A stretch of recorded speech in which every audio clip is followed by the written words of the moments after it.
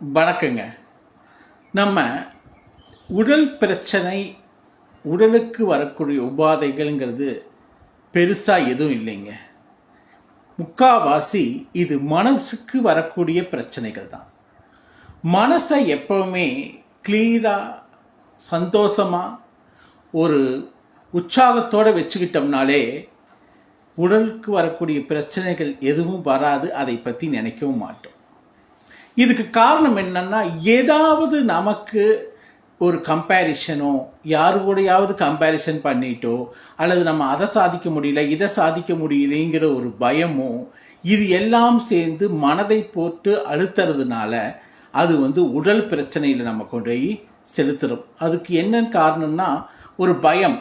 நம்மளால் சாதிக்க முடியாமல் போயிடுமோ, நம்மளால் இதை அச்சீவ் பண்ண முடியாதோ அப்படிங்கிற ஒரு பயத்தில் அது உடல் பிரச்சனையை கொண்டு உடலில் அந்த பிரச்சனை இருக்குது, இந்த பிரச்சனை இருக்குதுன்னு பல நேரங்களில் பிரச்சனைகளை கொண்டு வர்றாங்க.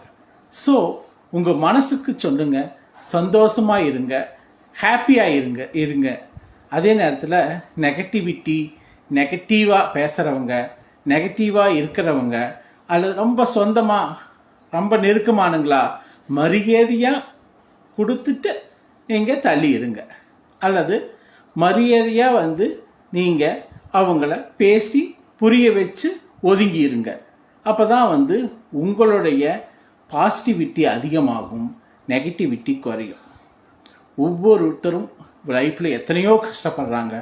ஆனால் நம்ம அந்த கஷ்டப்படலை அப்படின்னு டெய்லி நினச்சிங்கன்னா ஆட்டோமேட்டிக்காக உங்களுக்கு நேர்மறையான எண்ணமும் வரும், சந்தோஷமும் வரும். நன்றி, வணக்கம்.